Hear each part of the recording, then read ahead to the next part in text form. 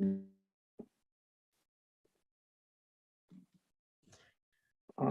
looks good. Hopefully there's a small echo, but hopefully that's fine. Hi everybody, I'm Lily. I'm a PhD student in the Cybersecurity Center for doctoral training, and my research is focused on the intersection of natural language processing and detecting domestic abuse. So it's really a pleasure today to be introducing Megan, whose research interests really align with my own. So Megan has actually been visiting our research group we're in science, technology and public policy, and we have a research group here studying gender and Internet of Things. And Megan's actually given one very fascinating talk already this week, so it's a great pleasure to introduce her. So Megan is from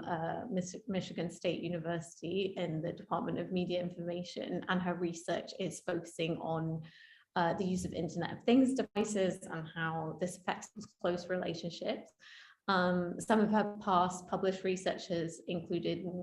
drawing data from social media, specifically Reddit forums, to get insight into people's experiences with, for example, self-tracking fertility technologies, as well as looking at discussions about Bitcoin on Reddit, exploring the role of trust in maintaining Bitcoin as a socio-technical system. I've just been reading some of that research because I'm currently doing a project on Reddit, so it's very helpful for me. But Megan's current research focus is actually about how Internet of Things devices affect people's experiences of intimate partner violence and abuse, which is the topic of the talk today. And especially given the recent increase in awareness around the kind of shadow pandemic of abuse during the COVID-19 lockdowns, when rates of domestic abuse and violence appeared to significantly increase. Now is a particularly pertinent time to be for this research, which is really shedding light on how emerging technologies can kind of inadvertently play into the hands of abusive individuals. And such work offers important lessons for designers and developers of new technology as to how tech can be designed to mitigate or minimize these kind of harms. So I'm very much looking forward to hearing what Megan has to say on the topic. I'm actually in the room with Megan, so if I'm looking that way, that's why. She'll be speaking for about 35 to 40 minutes, and then there'll be some time for questions at the end. And I'll be checking the Q&A and reading any questions out. And we will be recording the talk, but we'll turn the recording off for the Q&A. And yeah, please join me in welcoming Megan for this talk, and I'll hand over to her now.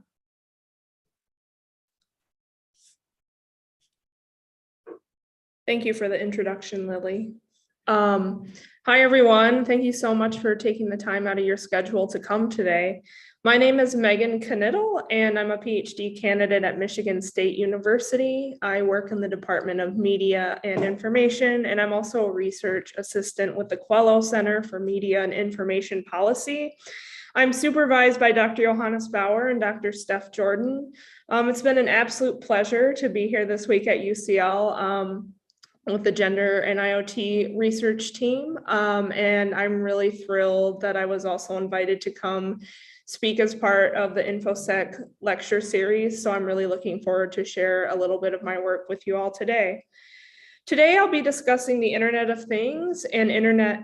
intimate partner abuse, examining prevalence, risks, and outcomes. I'll begin with a discussion of some of the background and motivation for this project, and then I'll discuss findings from a study my colleague and mentor, Dr. Ruth Schiller, and I conducted. I'll additionally highlight some in-progress findings from this data set that are serving to inform my ongoing dissertation project. For those of you who may have attended my talk with the Gender and IoT Project folks in STEEP yesterday, I'll be focusing on distinct but complementary findings from the same survey data set project.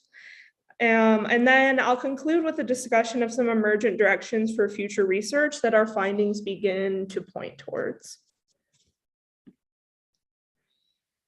The ongoing impacts of the COVID-19 pandemic continue to impact everyday activities, social life, and the use of computing technology in transformative and disruptive ways. Stay-at-home orders in 2020, for example, accompanied dramatic shifts in everyday routines, with people not only spending unprecedented amounts of time at home, but turning towards the internet more than ever before for information, resources, work, and maintaining connection with friends and family during physical isolation. Unsurprisingly, during this time, internet use in general sharply increased overall, with one survey figure pointing to about 50 to 70% increase in the amount of time people spent online. This increased reliance on computing for daily activities and staying connected with the outside world created a fertile ground for increased cybersecurity threats, of which there were many examples, some of which were related specifically to conditions of the pandemic. For example, evidence of phishing attempts being amplified, in particular for employees who had shifted to remote work.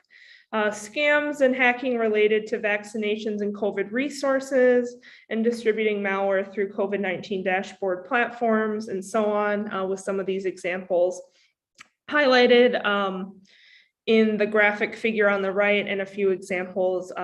hyperlinked to hear about the increase in reported cybersecurity events. And of course, those often most targeted and most susceptible to the resulting consequences of these threats are often marginalized and under-resourced groups, many of whom who may have come into the pandemic with lower access to using internet-mediated communication tools, having lower levels of digital literacy and digital skills, and so on. And of particular interest for understanding the particularities of novel cybersecurity threats during the COVID-19 pandemic, especially in light of the relevant sustained societal shifts in the post-pandemic world, is growing attention to the particular security vulnerabilities that have been raised for women and girls. There have been many reports and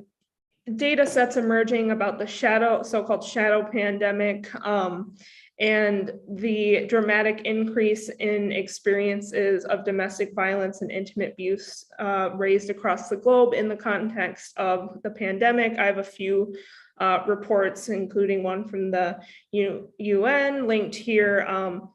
examining how ways in which histories of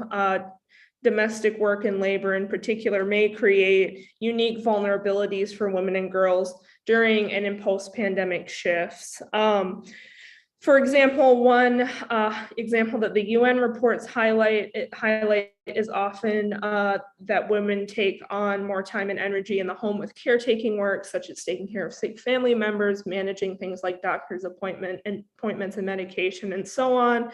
And thus, the potentiality of cybersecurity threats centered around those issues, such as accessing a website to schedule COVID tests or get food delivery, may inadvertently be more likely to target and risk, and by extension, impact and harm women and girls. There's also evidence from many places in the world of women and girls having less access to learn about digital literacy and privacy and security practices towards using the internet in general. And so this leads to the growing question in human-computer interaction and related disciplines that has been emerging long before the new constraints and challenges of the pandemic, but raising the question, who is responsible for computer-mediated harms, especially in modern interconnected computer ecosystems where there are many different stakeholders and actors and constantly evolving landscape of new technologies with new opportunities and vulnerabilities. There's been considerable attention in HCI and many different disciplines towards what does considering harm in a meaningful way and these potentialities, particularly in the context of gendered violence and these types of issues. And I argue that there's a need for community responsibility for emerging Internet of Things harms, particularly those centered around interpersonal intimate relationships, including romantic relationships and other close relationships in the home. I argue that gendered violence in the wake of COVID-19 and in light of continuing to expand IoT interfaces will continue to proliferate and create new vulnerabilities and challenges without unified efforts better informed by the lived realities of everyday survivors. I also hope to contribute with this research in addition to greater data about basic understanding of even seemingly simple and straightforward questions like what kinds of IoT devices are most related to abuse, what features of these devices appear to be connected to abuse, and what tools and resources would be most useful for survivors to have agency and autonomy in not only responding to these harms, but also developing robust programs for individual support seeking and addressing these harms on a systemic level, which I want to, before moving into a little bit more of the background, the methodologies implemented, and the emerging findings, I wanted to highlight the central idea of what, based on what we found, it would look like to synthesize efforts of existing domestic abuse agencies and charities, establish technical support resources, the expertise of policy and lawmakers, in addition to computer scientists, programmers, HCI scholars, designers, and other social science and related researchers. So in examining my particular interest in the Internet of Things, smart homes, and gendered harms, I want to critically consider the way that these novel computing interfaces,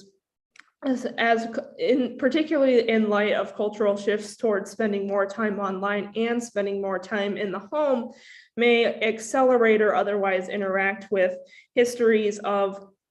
gender technology use in the domestic and home context. And the form this kind of intimate abuse takes place within is suggested to be diverse, but there's still very limited inquiry centered specifically on interpersonal harms and interpersonal dynamics that may impact traditional approaches to what effective privacy and security practices in the face of IoT may look like. So first, I want to highlight what in the survey project that I'm going to highlight in more detail. I want to frame this first part of the discussion within the findings that I'll elaborate on and revisit at the end of the talk after walking through the data and how we collected it, and some examples from our statistical analysis and our qualitative analysis of the free response items from our survey. So first, we found that certain computing related personal security behaviors, things like changing passwords, using antivirus software, engaging with system settings for the use of technology applications, and so on and so forth, in our statistical modeling did not predict lowered rates of experiencing IoT abuse, and did not overall appear to mitigate or decrease experience of abuse. Additionally, as particularly elaborated upon in the qualitative data, which was centered on probing respondents to share more detailed firsthand narratives and experiences of IoT-mediated abuse that they had personally encountered, we found that even best practices for safety became ineffective when device use was concealed. This idea was repeated again in the data, where the challenge in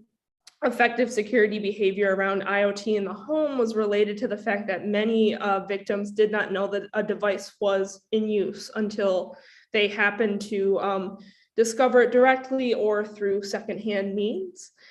And additionally, this creates the challenge of it's difficult to enact useful protective behaviors and make decisions about personal privacy when there is no level of awareness to know that that device exists and is in use. So moving on into the background and the study itself, I first want to highlight I've found it helpful in many of my talks with the diversity of Internet of Things and smart home ecosystem devices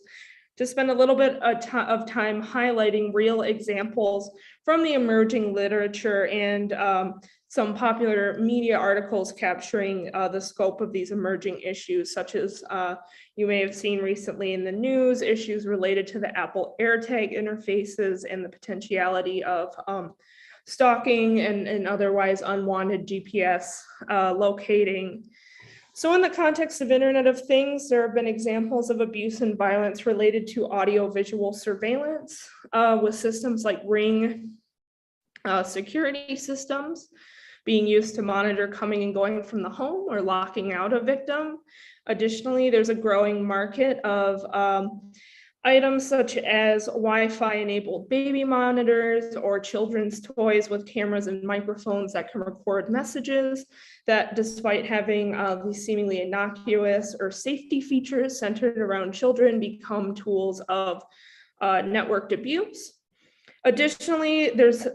themes in the existing scholarship about restricted internet access as a mechanism of abuse, often with a victim sharing perhaps such as an iCloud account or other shared elements of a home network system where the abuser often is the one who may have set up the network, who maintains the router, who knows all the passwords, who has other members of the family as sort of subordinate or guest users, that this can create issues in even accessing the potential value, particularly in conditions of isolation, support such as family and friends or crisis support services online in the context of this kind of abuse. As I began to highlight systems related to security, such as electronic smart locks and the like, again, can also create in these systems of centralized control challenges. And there's also some emerging evidence related to, I would say, some of the Internet of Things devices that are still kind of coming into the mainstream with, Internet of Things. The most popular kinds being things like personal assistants, like the Amazon Alexa or the Google Home or these kinds of devices. There's also a really expanding subclass of devices related to personal violence, ranging from the Nest thermostat systems to monitoring via smart refrigerators or personal fitness devices such as the Fitbit or Apple Watch. There's emerging evidence of these kinds of devices being used to do things like police a victim's weight, criticize them for the food they're buying and eating, and so on. So I think something that the diversity and the continuing emergence of novel cases in this domain suggests that there are not only factors related to IoT risks that we're still understanding, but as the ecosystem continues to evolve and change at a rapid rate, that a major issue is not just anticipating known harms, but novel harms as these systems gain greater prominence in everyday households and experiences. So I also want to quickly highlight what it is about home-based Internet of Things devices that are unique in the context of understanding gendered and intimate violence in the context of cybersecurity issues. So the first reason that I want to highlight is that capacities for intimate knowledge can make traditional cybersecurity approaches challenging. I just highlighted a few examples here of the very robust and growing literature that demonstrates that everyday knowledge of day-to-day activities and routines can create, for example, common password retrieval services that will ask questions like the name of places you've lived or names or other personal information that individuals may take for granted or have shared at one time in an intimate relationship with a romantic partner when violence and abuse was not an issue and there was a level of trust and they were willing to consent to that. But then, as is often in the case in intimate partner abuse and domestic violence situations, the situation escalated, became abusive, and then there was sort of no way to retroactively take that knowledge back that's being used to create new intimate vulnerabilities in these systems. Additionally, as I already discussed a little bit in some of the emerging evidence related to Internet of Things and threats, is that many of these systems are designed with centralized control, with one smartphone app being able to interact with, for example, lighting systems, home appliances, et cetera, operating in Internet of Things network. And again, that this can create challenges if typically the abuser is the one who has set up these systems in the home, has this kind of centralized or master external control over devices. And this can further contribute to not only the harms I outlined earlier, but feelings of omnipresence, constantly being surveilled, and not knowing when and where the abuser will be able to see what you're doing. And again, these other activities that feed into cycles of coercive control. Additionally, as I've highlighted, these technologies, as they continue to penetrate the consumer sector at very rapid rates, without critical examinations of how these are intersecting with existing intimate relationships and domestic routines with technology, have the potential to amplify these gender disparities in post-pandemic culture. I also want to highlight that by the use of post-pandemic culture, I don't mean to assume or imply that impacts related to the pandemic, particularly for marginalized groups, are still not an ongoing issue and challenge, but really this is just recognizing as, for example, many major world governments and other major actors are shifting into a post-pandemic narrative, how these shifts away may be particularly impactful for gender-based violence and subsequent support for those issues. Additionally, I also want to highlight, as has been widely evidenced with one example I linked here, is that there are hundreds of thousands of distinct Internet of Things devices with different manufacturers, standards, protocols, etc. And with one node being compromised, offering access to an entire home network or more, it can be very challenging to coordinate what's an effective technical standard across all of these actors, in addition to issues with, for example, if a company stops supporting or updating a device or is acquired or otherwise goes out of business. This raises questions of data ownership and who would be maintaining new standards and so on and so forth. So considering these issues and vulnerabilities create challenges with creating standards for design and implementation across these platforms. And finally, I'm going to really briefly highlight here that there's extensive evidence in human-computer interaction and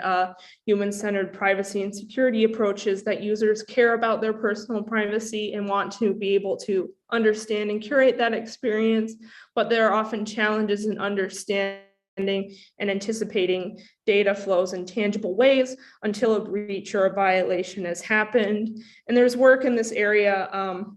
to examine what models of consent beyond time-locked, static terms and conditions style consent, and what alternative definitions of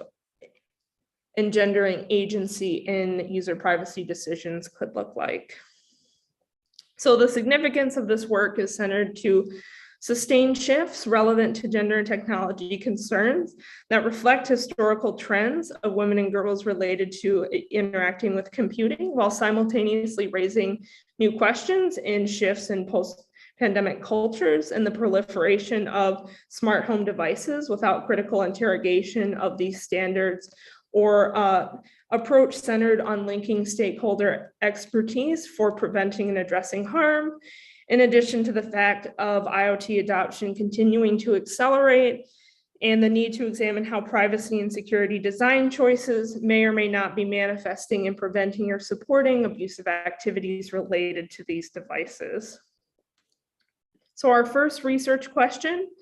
is, do digital literacy and online security behaviors relate to experiences of Internet of Things-mediated intimate partner abuse?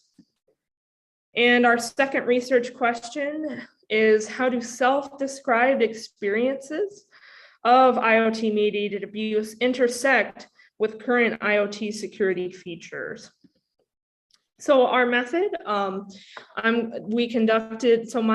mentor, Dr. Ruth Schiller, and I with the Quello Center conducted an online survey examining, among other topics, general internet use behaviors, security behaviors and practices related to the use of online software and websites. We also examined experiences, self-described experiences of intimate partner abuse and domestic violence, both in the context of kind of face-to-face interactions, internet-mediated and general experiences of violence and harm, and activities specifically in the context of Internet of Things devices in the home. The more details for the methodology of the survey are located in the conference article linked. So for the survey, it consisted of, in addition to multiple choice options, there were two main categories of free response items. The first, asking participants to share details of their firsthand experiences for experiences of intimate abuse related to Internet of Things that they highlighted. And then the second set of free response questions were related to support-seeking practices related to Internet of Things abuse that participants reported experiencing. And by support seeking, I mean support seeking that was considered by an individual but not pursued for various reasons, including the possibility of external barriers they may have perceived to seeking meaningful support, but also support seeking both in formal channels such as law enforcement or domestic violence support agencies and so on, and also informal support such as friends and family. We use a sample from the Amazon Mechanical Turk platform of self-identified women 18 and up, currently residing in the United States, who self-identified as survivors of intimate abuse. Our final sample after data cleaning was N equals 384. And in this study, we used an intentionally broad and self-identified definition of Internet of Things-mediated abuse for recruiting users, with the goal of capturing emerging and novel cases, while simultaneously kind of honing the scope of our study to internet-connected devices in the home context. So a challenge with this methodology was sort of balancing the broadness of this emerging category of devices in the home with offering participants enough space and flexibility to, with the goal of this approach being able to begin capturing emerging and novel cases we have missed or may have changed from established literature. So I also want to highlight here, there's a lot of detail here. So this component of the free response study is from an in-progress manuscript that expands on the initial survey study that was referred to in the earlier conference paper. These are in-progress qualitative codes we developed from our collaboration in using ground-up theory building driven approaches to understanding and examining the free response items. So I'll encourage you when I have these slides sent out to everyone to take a look at some of the patterns and issues that emerged from the participant narrative data. So in moving into the findings, I first want to highlight, just based on our descriptive statistics, that we found that experiences of violence related to devices had quite high prevalence rates. So the column farthest to the left, these are the 6 broad categories of Internet of Things devices we identified from existing literature in establishing and defining how Internet of Things, the phrase, developed, applied to technology, and so on. And from that search emerged these 6 categories, of which respondents were provided brief definitions and were used to organize the kinds of intimate harms participants reported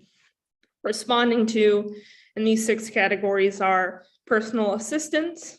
smart energy devices, location tracking devices, security devices, recording and monitoring devices, and health monitoring devices.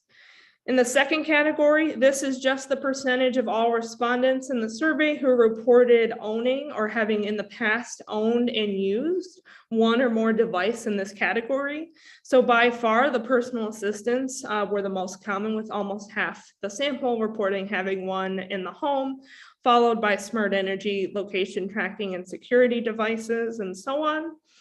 And finally, the right-hand column, this is a figure derived. So for each of these categories, each person who reported having owned and used one or more of these devices in the home, in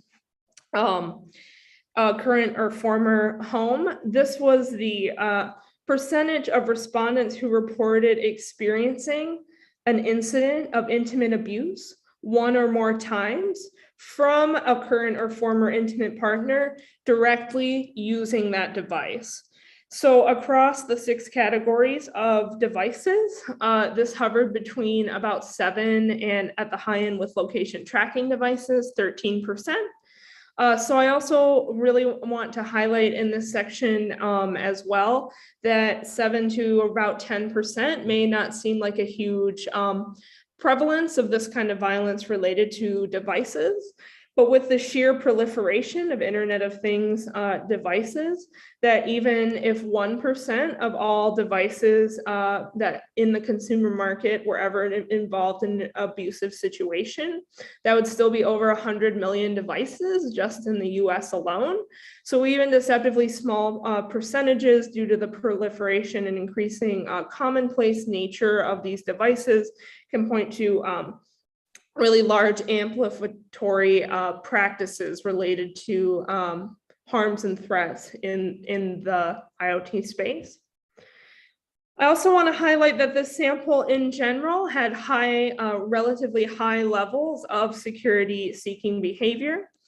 So on the left-hand column is the question from the multiple choice response component of the survey for where these survey items were derived and sourced from. Again, please refer to the conference paper linked earlier. So the first item, do you check your apps to see what they are sharing? That most of the sample, only about 17% reported never, with over 80% of the sample reporting sometimes or greater, with most of the time and always consisting of about 20% of the sample, which is quite high. Similar findings were reported for the do you change your location sharing options on apps or websites item. Additionally, the item, do you have an antivirus program loaded on at least one of your devices that you use to access the internet? Again, a 15% figure may not seem particularly high, but in the context of some additional related scholarship, we view that this is a fairly reasonable number for reporting. And finally, these figures for how often do you change the password to one or more of your online accounts. And what I wanted to highlight with briefly highlighting these security practices in the sample is that for this population, which extant evidence has shown can be commonplace for MTurk populations, is that the level of security behaviors in general was quite high, which at first we were concerned about in understanding experiences of abuse, but then in our data analysis approaches, ended up being a compelling point of understanding what kinds of security behaviors may or may not be effective in the experiences of survivors. So this is a highlighted component of our structural equation model that we implemented in our conference paper, where we examine the relationship between hours online, device breadth, which refers to the amount of devices that individuals use to access the internet. These are both variables that are related to security practices, in addition to the third relevant factor, frequency of device use, which is how often an individual will use, 10 times a day, once a week, once a month, et cetera, to access the internet. So this model is a lot to digest, but for the context of this talk, I'm going to spend the next couple slides just highlighting a few relationships that have driven some of our early conclusions and were further contextualized by some of our free response data.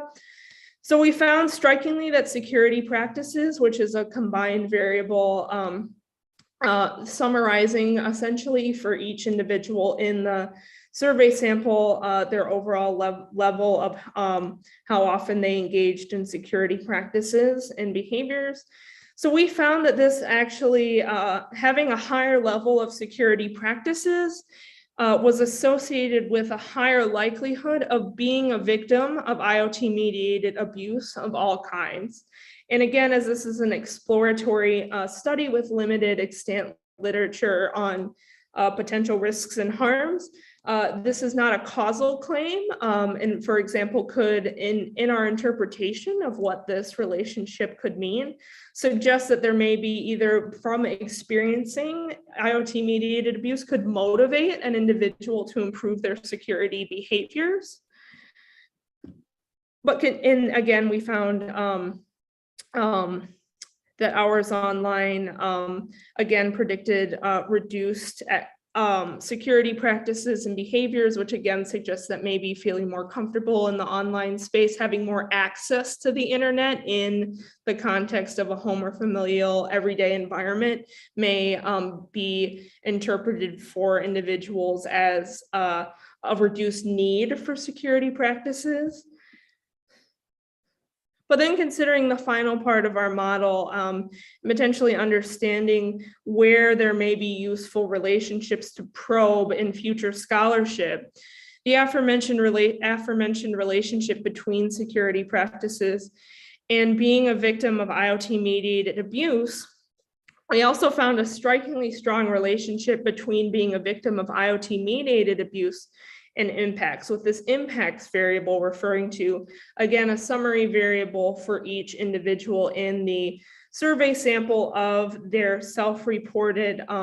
adverse outcomes that they attributed directly, some or in part or wholly, to an experience of IoT-mediated abuse, with these adverse outcomes including physical and mental health impacts, familial instability, economic instability, and other personal harms related to these experiences of abuse. And so this particularly strong relationship, in contrast to the relationship between security practices and impacts, suggests that security practices may not be serving as a buffer or potentially risk mediating factor in the relationship between the likelihood of experiencing IoT-mediated abuse and actually experiencing abuse with devices, that security practices, the ones we probe, may not be functioning in a way to not only prevent the abuse, but also potentially kind of reduce adverse impacts, or maybe make these kind of threats not as much of an issue. So this, beginning to contextualize these findings and point towards a future research agenda, we also wanted to highlight a few examples of quotes from the actual free response data of respondents. This first example, which indicates the way that accidental breaches from day-to-day mundane activities and changes in trust levels of relationships can lead to security vulnerabilities. This respondent shared, "I had found out that my partner had gotten into my house when I wasn't home. When I had left my phone out, he had gotten my information and passcode for my door. When I got home, he was there waiting for me, telling me how the new lock on the door wouldn't keep him out." So this was a situation in which a abuser had moved out, physically out of the home, and the individual, had felt secure in kind of their new home, and they had a device in the home, but through this kind of physical breach, that this novel situation of an unanticipated sort of cyberspace vulnerability was implemented through this unanticipated access to her phone device, which, in addition to physically breaking into her new home, created not only a vulnerability for her physical space, but also her digital space in her efforts of escaping the system of abuse. Again, showing this kind of amplificatory power when abuse in the home context intersects with computing devices. Our third main finding, which I alluded to earlier, is that hidden devices are strongly associated with experiences of harm. And there have been recent greater efforts to implement features for device awareness, such as, for example, in light of issues raised with AirTags and vulnerabilities for unknown non-consensual stalking, AirTags making a beeping noise if an unknown AirTag appears on your network, so you could kind of locate it and figure out where if it was someone had slipped it in your bag or something like that. There's also been various pushes from scholars and activists, for example, in the context of technologies that could be used as spyware or stalkerware on smartphones and computers to make it so that those devices or those applications will have to pop up an alert or otherwise kind of notify the user every so often that they're in use. But in the context of this sample, it appears that ignorance of devices being in operation in itself appears to be a core point of vulnerability for many home-based Internet of Things devices still. As highlighted in this example, my ex bought a Wi-Fi enabled baby monitor and hid it in our living room to monitor me. I had no idea it was there. He commented on something I did one day, and I realized there was no way he could know that unless he was watching me. So I started looking everywhere for anything that would explain his knowledge. It was in my fireplace, nestled in the logs I keep there. So again, this is a situation where not only was this device concealed, so there was no awareness, no ability to consent to this device gathering data from the physical space, but the individual also discovered it through happenstance, through everyday interactions with the abuser and sort of connecting dots of third-party data of where and how the individual could have been accessing information about them, again, which is sort of creating a novel challenge for drawing on the aforementioned examples with the beeping AirTags or notifications from devices, examining how something like that could potentially be implemented in this kind of situation to make completely concealed devices less of an avenue for these kinds of experiences of non-consensual surveillance and coercion. Additionally, here's a similar kind of example from another respondent. He put one camera in my hall and was watching me through it. He fixed his camera in the center of my wall clock, which is located in my hall. So another example of kind of an IoT device with audiovisual surveillance capacities being implemented in kind of an unusual, non-obvious place in the home, and then being used without the knowledge or consent of the victim. Additionally, our fourth and final emerging finding was that traditional security responses may serve as a potential escalation risk in the context of Internet of Things devices and abuse. So in this example, will highlight here, I would try to turn the app's tracking off, but then my partner would threaten me, so I had to leave it on.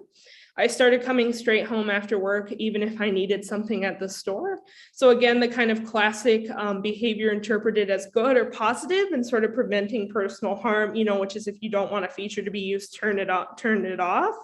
In the context of an abusive situation, this has the capacity to serve as an escalatory and incendiary potential response. And what I want to emphasize is, in considering personal security and privacy behaviors, is not to put the onus of responsibility on the victim to kind of best learn how to protect themselves and make that responsible to them, but in recognizing that in navigating the day-to-day life and complexities of experiences of domestic abuse and intimate partner violence, that if there are cybersecurity interventions that could help and prevent further harm, such as in these escalatory situations, that they should be critically considered in order to equip survivors with the tools to respond to their day-to-day situation, better seek out resources, seek out support, etc., and have the tools to do that in an effective way.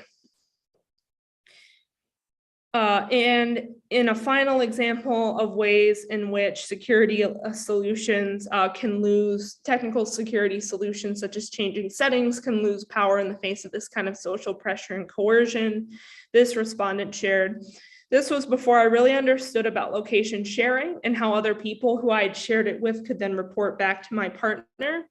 I thought that by blocking him, that would stop it since he was very irritating, always checking on me. So I blocked him from being able to check on me.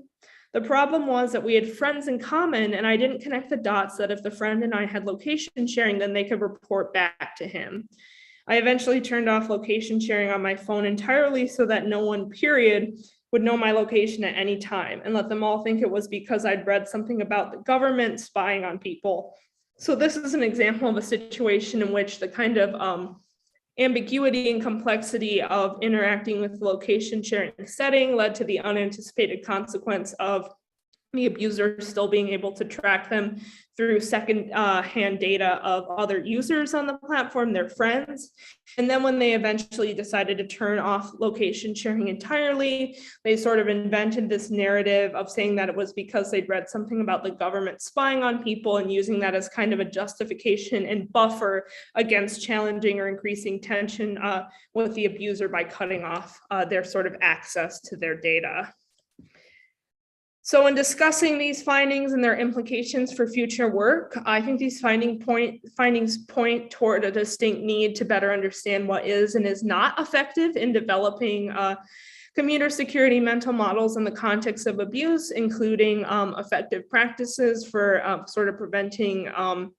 experiences of cybersecurity harms in interpersonal contexts and what best practices are needed. I think that this scholarship would benefit from more data. I think there are a lot of opportunities and avenues to consider follow-up surveys, expand the demographics of the survey pool and other approaches. I think more data in this arena too could synergize existing and emerging approaches for human-centered privacy and security for designing effective protocol with linking the expertise of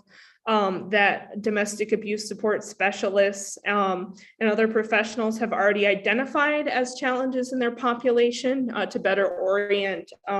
best practices and programs for these kind of potential contextual issues survivors face.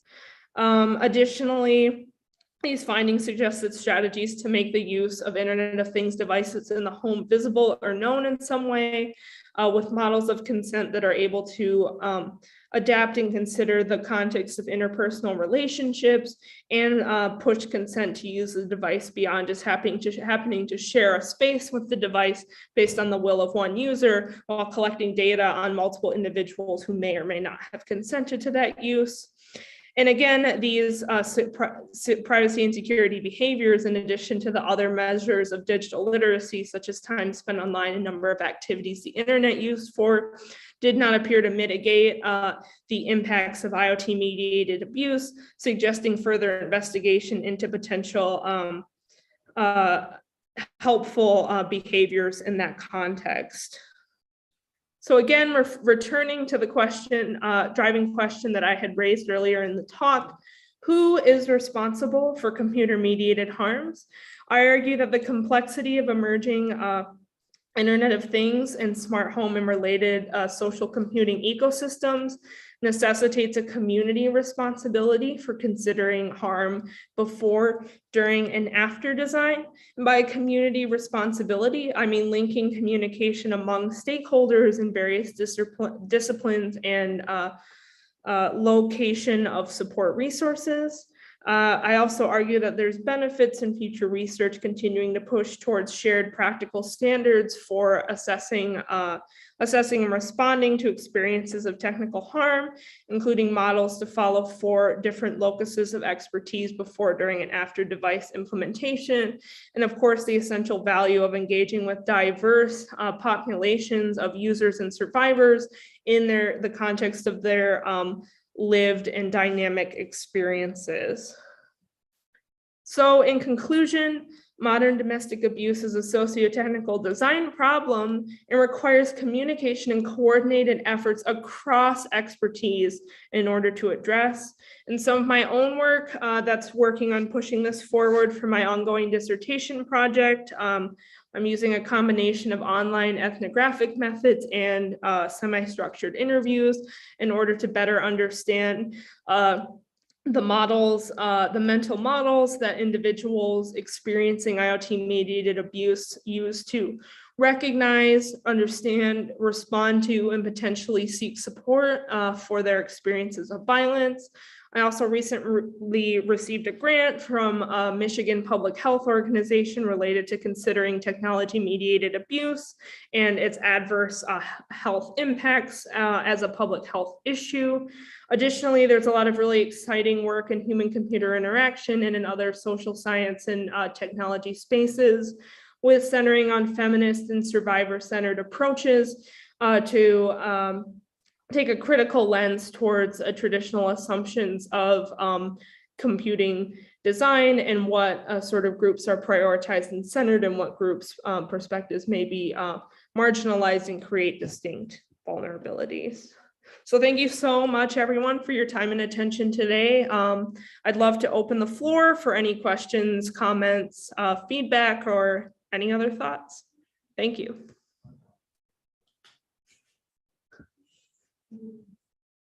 Yeah, great. Thanks so much for your nice talk. I'll stop the recording and then we can jump over to the Q&A session.